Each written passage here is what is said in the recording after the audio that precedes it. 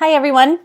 So today is the last reading of the novel Whirligig. I hope you've enjoyed it. I hope you've enjoyed the content as well as learned some useful strategies of how to increase your comprehension skills while reading a novel. Today we are on page 115 and the title of the chapter is Everybody Swing. And the first thing that comes to mind is, hey, bada, bada, bada, swing, bada, bada, bada. I don't know if any of you have heard people say that at baseball or softball games, but that was the first thing that popped into my mind. Or it could be swing dancing. So that's my prediction, just based on Everybody Swing. But I still have the baseball chanting going on in my head. Though his last name was Bishop, Brent felt like a rook riding north on I-95, making another end-to-end chess move along the country's perimeter. I do find it interesting that the story began referring to a chess board and pieces of a chess game at the party that Brent went to and actually ended up being the reason why he drank and thus drove. And then now the author is coming full circle and ending with a reference to chess. Brent traversed the Alligator, Plantation Tour, and Robert E. Lee belts, then tried to sleep through Washington, Baltimore, Wilmington, Philadelphia, and Newark, the steaming streets and long skeins of graffiti magnifying his yearning for Maine. He transferred in New York at the Port Authority, though one place his father had urged him to avoid, and managed to hold on to his wallet in his life. So Brent's been traveling across the United States, and his father told him that the one place that he wanted Brent to avoid was the New York Port Authority. Why do you think that? And what in the sentence helped you conclude the reason for the father not wanting Brent to go to that particular Port Authority? The bus rolled past the exit from Milford, Connecticut, where he'd lived for 2 years. He looked out but didn't recognize anything, then forgot to get off in New Haven and call his grandmother, as he promised he would. He changed buses again in Boston, where he had an aunt and uncle and cousins, none of whom he desired to see. They were his past. The bus crossed a bridge, high and arched like a silver rainbow. A sign welcomed him to Maine, vacation land. Brent stared out. This was his present.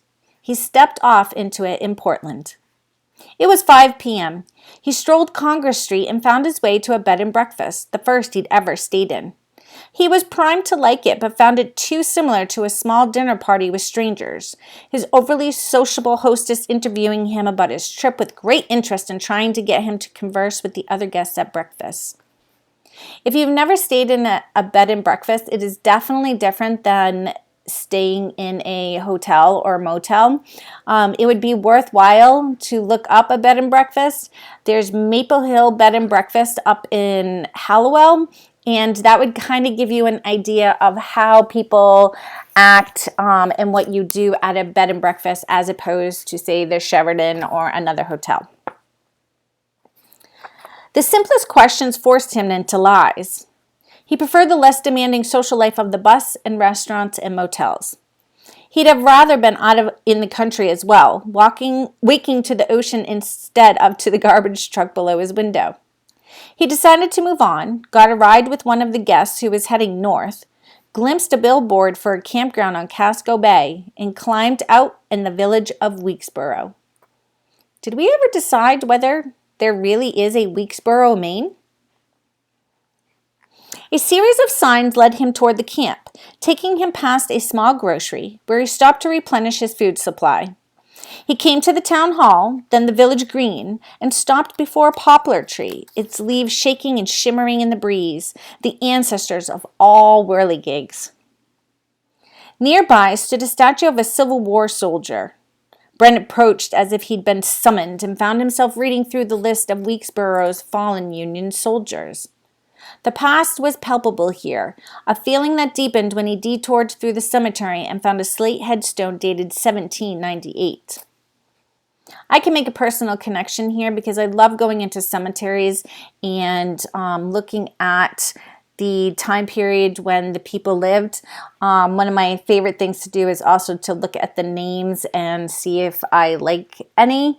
I kind of did that when I was younger to get possible names for any children that I had. And no, Amelia's name did not come from a gravestone. He thought of Leah. Many graves belong to children. Pushing on, he passed between two white churches glaring at each other across the street, then turned left onto Bolton Road and half a mile down reached Howlett's campground. It was privately owned, a fact made obvious by the continuing parade of hand-painted signs. Welcome! Glad you found us. Cliff and Vera. Free firewood, showers and ping pong. Also, free fog, rain, and mosquitoes. Park at any unoccupied site, then check in at office. Office hours, from whenever we feel like it till whenever we don't. He looked at the Prussian blue sea. That's a really interesting way of describing the color of the sea. Prussian blue, Prussian. It'd be worthwhile to see if that, goes along with your perspective of the ocean in Maine. Half surprised it wasn't labeled with a sign. Striking out down a path to the water, he surveyed a sandy cove, then returned and passed through a grassy camping area with many free spots, but no privacy. He continued on and found a site more to his liking among the trees, with a table, a barbecue, and seclusion. He could see none of the other campers.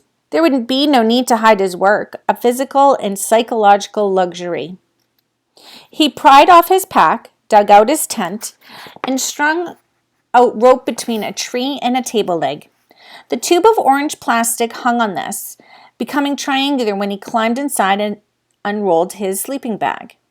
He lay down, listening to the wind and the waves. Strange, he thought, that he'd kept to the coasts. That is very true. If you think about the Four Corners, he has maintained closeness to the water. Leah's mother hadn't required this. Was it because he'd come from Chicago near the center of the country? He'd certainly fled as far as he could, turning his gaze away out to sea. Each of his 4 vantages had been different. He inhaled the air, delightfully cool and sharp-tipped with evergreen scent. I'm in Maine, he said aloud, then confirmed this astounding fact by naming in order every city he could remember on the 4 bus trips that had brought him there, his geographical genesis. In this case, what do you think genesis means? It would be interesting to look up the definition, but not only look it up, try to see what a geographical genesis might be. He walked to the office to check in. It was empty. The date, tide times, and weather report had been written on a chalkboard. Past issues of the Portland Press-Herald lay on a table next to a sign reading, "Please place most recent on top." Brent began to wonder if the Howlett's small universe was entirely self-service. He opened a paper to the weather page, studied the national map, then checked the details for Seattle, San Diego, and Tampa. He pictured his whirligigs in their respective weathers. He almost felt he could look out through them and see people passing and birds overhead. He moved on to other distant scenes, postcards sent by previous campers.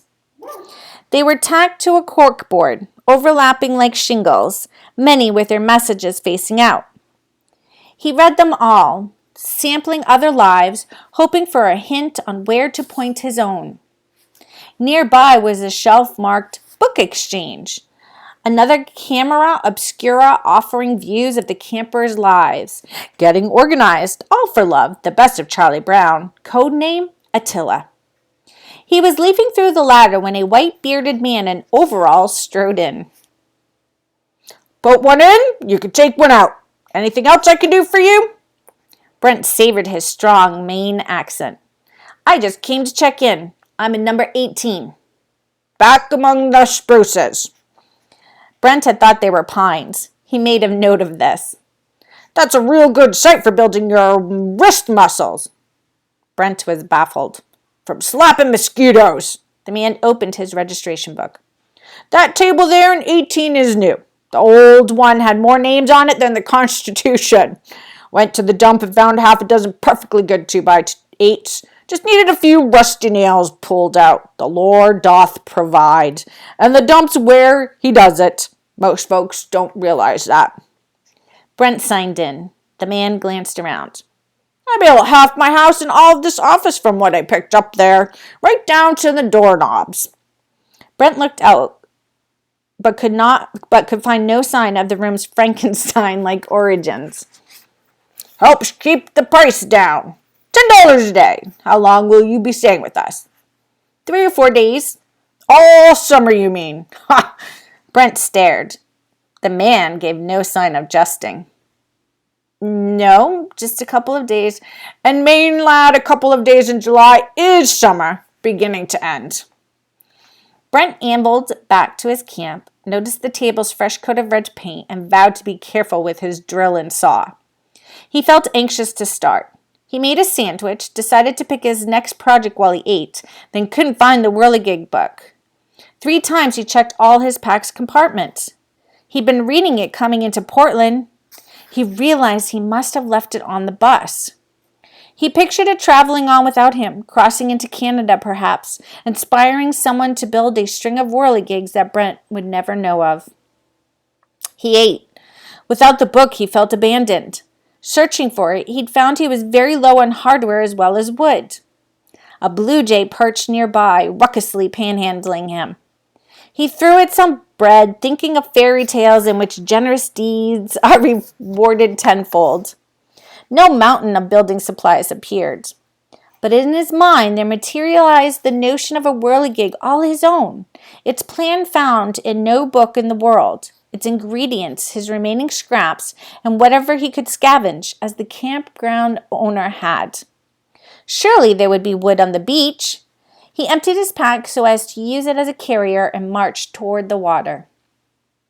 The tide was out, its wares spread on wet sand. He picked up shells, fishing line, a length of rope, but little usable wood. The air was brisk.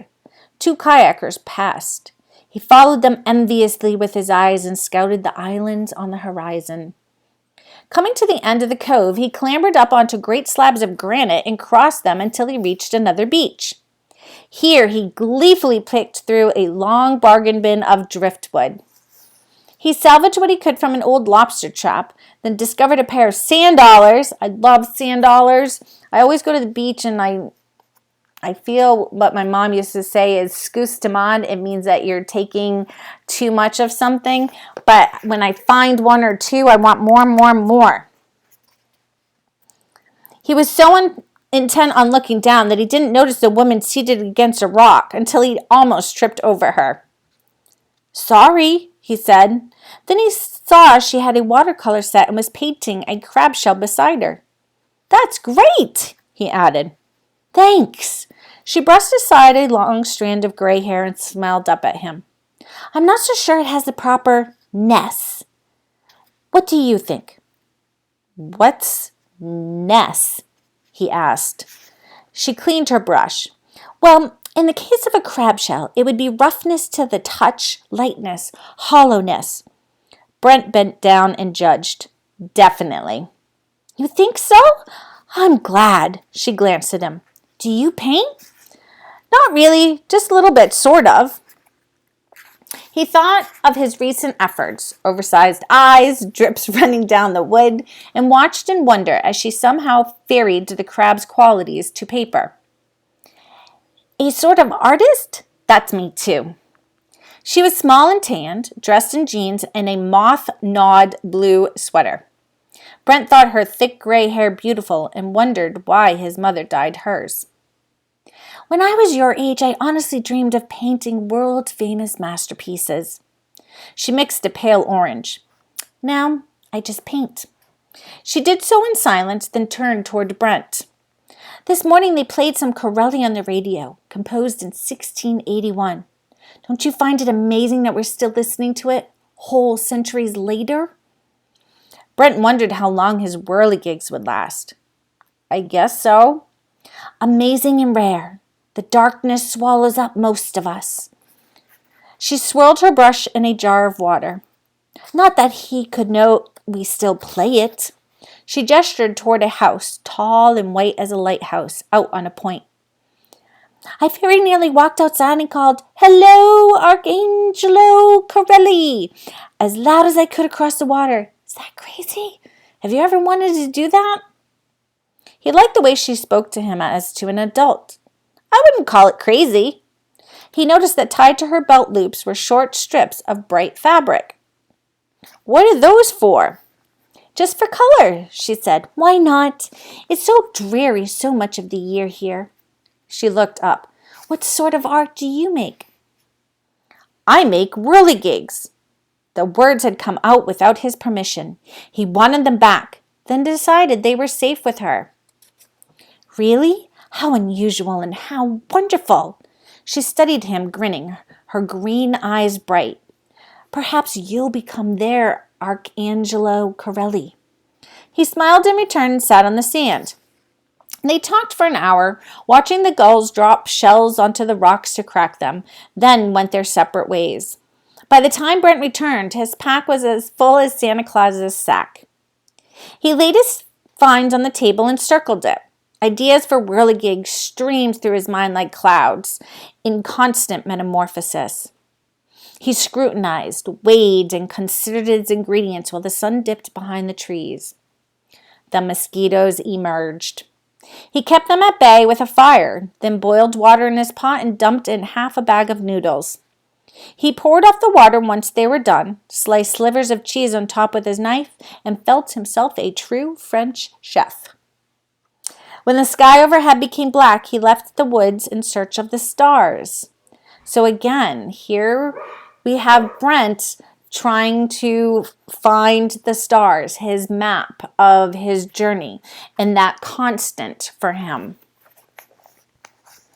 The main camping area flickered with fires. 2 children were playing badminton by lantern light. Brent walked to the cove. He turned his head up and smiled, as if stepping into a party. The faces there were familiar. He'd missed them. The past several nights had been cloudy. He noticed at once how much higher the Big and Little Dippers were. Riding north from Florida, he'd covered 20 degrees of latitude. Part of the tail of Scorpius was now hidden below the southern horizon. He wondered what new stars he'd gained to the north. He slipped the red cellophane over his flashlight, opened his book to circumpolar stars, and availed himself to his new view. At dawn, a barking dog woke him up. He gazed towards the east out of the tent's open end. 10 different reds quickly came and went, as if the sky were showing color samples. He studied the clouds' calligraphy, their foreign alphabet indecipherable. It's kind of interesting how he is talking about the sky as samples of color. It could be paint chips or it could be fabric like the woman had. And then the clouds calligraphy. So calligraphy is a very formal, precise form of writing. It's beautiful. And how the clouds do that on the sky, the backdrop of those colors. Then a dam of light burst and flooded the east. The sun rose and the dawn display ended. It had all gone too quickly, like a dazzling amusement park flying past the bus window. The darkness swallows up most of us. He heard the words spoken in the painter's voice and suddenly saw his whirligig whole. He started in then and there and labored for 3.5 days on it. He played his harmonica when he felt like a break and one day walked to the fabled town dump, returning with a small junk shop in his pack. The weather held clear. Each morning he woke to the purring of the lobster boats and each night went to sleep with 2 years before the mast and his flashlight. After lunch, he stopped in at the office and consulted the shelf of nature guides, searching for shells he'd found or birds he'd seen and writing their names in a notebook. And this way he knew it was a black-capped chickadee that seemed to be chattering its congratulations at the moment he finished the whirligig. He contemplated his work over lunch. It was 3 times the size of the others he'd built. The pinwheels on the front, snipped and fashioned from soda cans, stood becalmed. Likewise, the dozen propellers made from golf motif coasters, linoleum scraps, license plates, and lobster trap slats. On the blades of one four-bladed model, he'd painted Leah's four-part name. He considered the plywood rendition of her face. It was the most faithful of the four he'd made. For the first time, he'd given her a slight smile, painstakingly copied from her photograph. The head was large, giving him room to glue sea glass and red reflectors in her hair. Her skin glistened. Because it was Maine, he'd given the wood an extra coat of varnish. He drilled holes in shells and made her a necklace, hanging it over her head along with a set of wind chimes that he'd rescued from the dump. Maine summers, like dawn colors, were brief. Darkness and winter predominated. Leah's life had been similarly short. But his clacking, flashing, jingling memorial would get off sound and color all year, holding back the tide of death. It was a kinetic gravestone, painted in ever-blooming greens and yellows and reds. Leah would not be swallowed up. He walked to the cove. He wanted it mounted there and liked the idea that the first winds to come ashore from the Pacific, Gulf, and Atlantic would turn his whirligigs. He spent an hour hunting for a site that was far enough above high tide as well as safe from campers. There weren't any suitable trees available. He wondered if the campground owner would let him sink a pole in the ground. Then he looked across the water to the south and had a better idea. The painter's house, perched above the water on a treeless point, with no high tides or falling limbs or campers to worry about. The whirligig was heavy, awkward to carry, and conspicuous in the extreme. He ignored the stairs he drew in the campground, decided it would be easier to take the road, and was the cause of much braking and head swiveling. The day was hot. His arm muscles burned. He shifted the contraption onto his head just as a breeze flowed over him, setting it ringing and spinning. It was engaged with the wind as if by a gear. Making his way up a hill, he listened to his respiration, his own wind surging in and out, and felt at one with the whirligig. The breeze picked up as he neared the woman's house, increasing the clatter and motion overhead. He spotted her weeding and supposed he must look like a demented relative of the Wright brothers. Nervously, he awaited her head's turning. "Oh, my!" was all she could say at first. She got to her feet, jeans damp at the knees. Her agile eyes took in his strange cargo. Brent feasted on her smile of delight. "It's wonderful! Truly!" She stroked the chimes. "It makes me feel like a little child, and what painter in the Louvre wouldn't envy that power?" Brent rested it on a metal chair and watched her roam it with her eyes. A gust set it and the strips of bright fabric on her belt loops fluttering. He realized that they hadn't exchanged names. He liked the way she put important things first and let trivialities for last. He was glad he'd come. "It reminds me of those Tibetan flags that flap in the wind, sending out prayers." Interesting.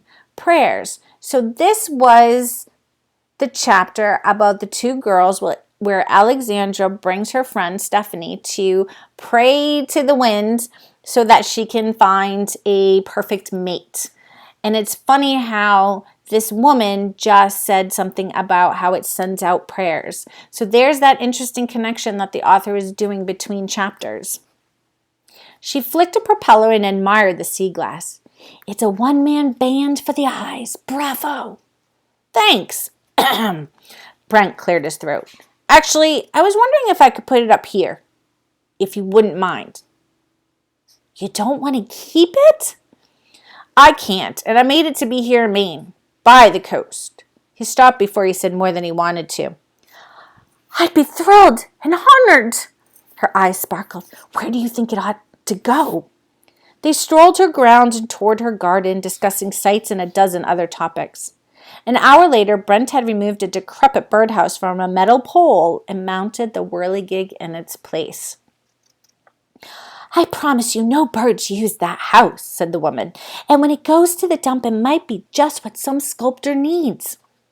They were drinking lemonade on the porch, both of them facing the whirligig and the long view up the coast. Cicadas droned in the sultry air. Now tell me, or don't, you've a perfect right not to. Is the woman someone real? I noticed the name. So Brent has opened up to this woman about the fact that he is making whirligigs, and he actually showed her one, brought her one to have it placed on her property. Do you think he's going to finally refrain from lying and tell her the truth? Or do you predict that he's going to continue to lie or not be very forthcoming? It should be interesting to see. I'm on 128. Brent sipped. She was. He sipped again, then held the icy glass to his cheek, partially hiding his face. She died in a car accident in Chicago in May. The painter put her hand to her sternum. Oh no! He was relieved they weren't facing each other. Take a moment before it gets a little bit more emotional. Was your prediction correct? Did you predict that he would spill the beans and tell her everything? Or had you predicted that he would keep it to himself? It was my fault. I'm the one who killed her. He listened to himself as if to a stranger. I've been drinking, actually, at a party. The woman inhaled. I'm so sorry, she stopped. You must. I was actually trying to kill myself. I killed her instead, by accident. It was like falling down the basement stairs, unexpected and unstoppable. Brent felt dizzy, unsure of where he was. He knew he hadn't let out this last fact before, not to his parents, or the police, or the psychologist. He felt empty inside, like a chicken from the store with its plastic bag of organs removed. That's a disgusting comparison. He was glad the woman didn't know his name. He wanted to leave his confession, like his whirligigs, anonymously. It's hard to know what to say, the painter murmured. She set down her drink. They both stared out to sea. From our chats, you certainly don't strike me as a killer. Or suicidal. Just look at your artwork. The wind toyed with the chimes and turned the row of pinwheels into blurs. Only someone with a strong life force could possibly have created that. The cicadas pulsed, then were silent. I'm sure you know that we all get depressed. Seriously, sometimes. Most of us probably think about throwing in the towel at some point. She paused. And God knows we all make mistakes. All of the above in my case. She looked at Brent. I could be wildly wrong, but my sense of you is that you're a good person, not a bad one. The words worked their way through Brent's brain. That he might, in fact, be like everyone else was a foreign idea, never considered. Remember, this is a perfect resolution to the conflict that he feels within himself. The whole way he has felt isolated. It's been character versus society. Any society, whether it's the people on the bus or the people at the places he's stayed. He's always felt like an outsider. That he could have done what he'd done and still be good was an even more startling notion. He remembered the note from the motel maid. No one is alone with Jesus. Jesus forgave you no matter what you'd done. But that was his business and the priests and the ministers. They were professional forgivers. They said, it's okay, the same way your parents said they loved you, whether they meant it or not. This, though, was different. Hearing himself forgiven freely by someone he trusted. He wasn't sure, though, that she knew enough to forgive him. He told her the story in detail. It didn't seem to change her mind. The sun lowered toward the hills. Brent declined the woman's offer of dinner. He felt talked out. Producing the camera, he took 4 pictures of the whirligig from various angles and distances, the last one with the painter beside it. They exchanged farewells. Brent continued into town. He bought groceries, then scented food coming from the diner nearby and decided he couldn't wait to eat until he made it back to the camp. He stepped in and took a seat in the front corner, watching the comings and goings out the window as if he were in a trance. He couldn't quite believe the world was his to enter. He felt dazed and stayed on at his table long after his meal had been cleared. Across the street, cars were parking and people walking into the town hall. He paid, drifted out, heard music, and followed the others as if under hypnosis. A pianist was pounding out chords on a stage surrounded by a fiddler, a flutist, and a woman plucking a stand-up bass. Beside them, a gangling man was calling out steps to the 2 rows of dancers below. The music was brisk, bouncy, and infectious. So I was wrong. It wasn't about baseball. It's about a type of dance. Brent watched inconspicuously, leaning against the wall. Except for a few teenagers, the hall resembled a reunion of some 60s commune with plenty of beards and ponytails in view. The caller's prompting, like an auctioneer's spiel, seemed almost to be in a foreign language.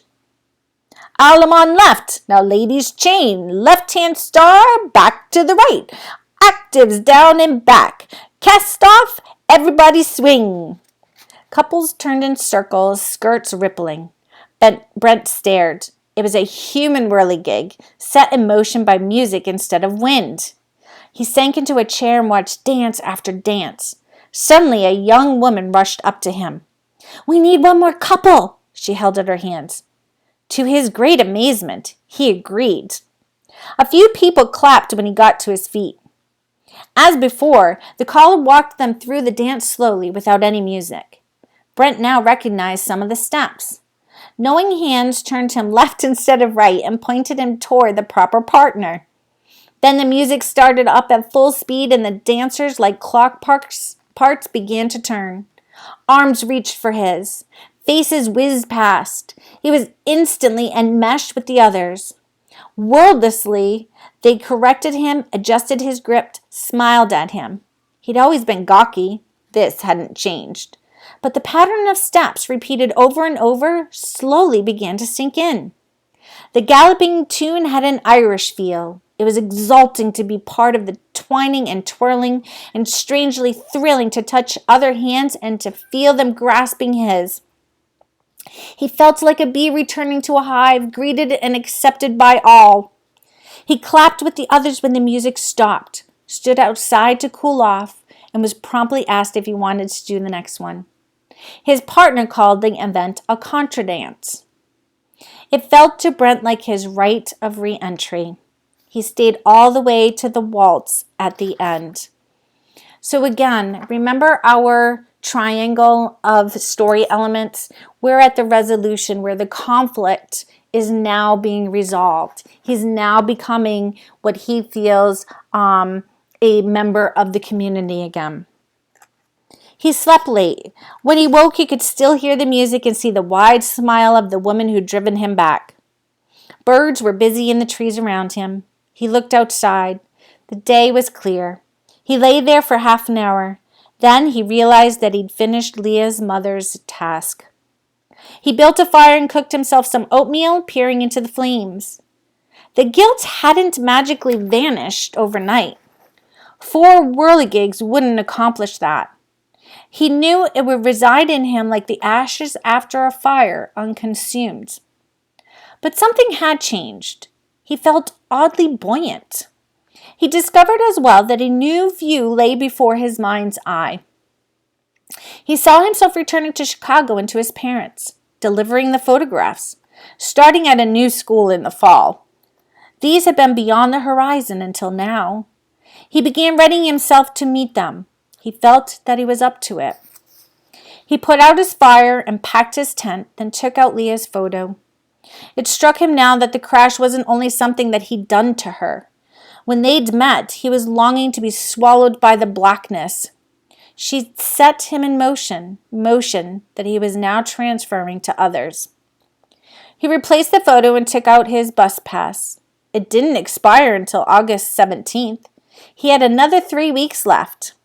He wouldn't mind seeing New Hampshire and Vermont, then maybe camping on Lake George in New York. Someone he'd met at the dance had just come back from a canoeing trip there. He thought he might build some more whirligigs. Maybe he'd start on a lifetime project of putting one up in every state. He put on his pack and walked down to the office. He paid, then backtracked toward the cove, squinted, and made out his whirligig bright against the painter's white house. The breeze off the water ruffled his hair and made the whirligig flash in the distance. He'd interlocked some of the propeller blades so that one would pass its motion to the others. In his mind, his whirligigs were meshed the same way, parts of a single coast-to-coast creation. The world itself was a whirligig, its myriad parts invisibly linked, the hidden crankshafts and connecting rods carrying motion across the globe and over the centuries. He took off his pack. A few nights before, he'd come to the end of 2 rivers before the mast, the author's ship finally returning safely to Boston Harbor. He pulled out the book, felt linked with the writer and Emil and the others he'd met on the trip, and walked back inside the office. He placed it on the book exchange shelf, aware he was nudging an invisible gear forward. He wondered who would read it next. He scanned the titles and decided on The Strange Lives of Familiar Insects. Outside, a warm breeze ran its fingers through the trees. He started reading while he walked down the road.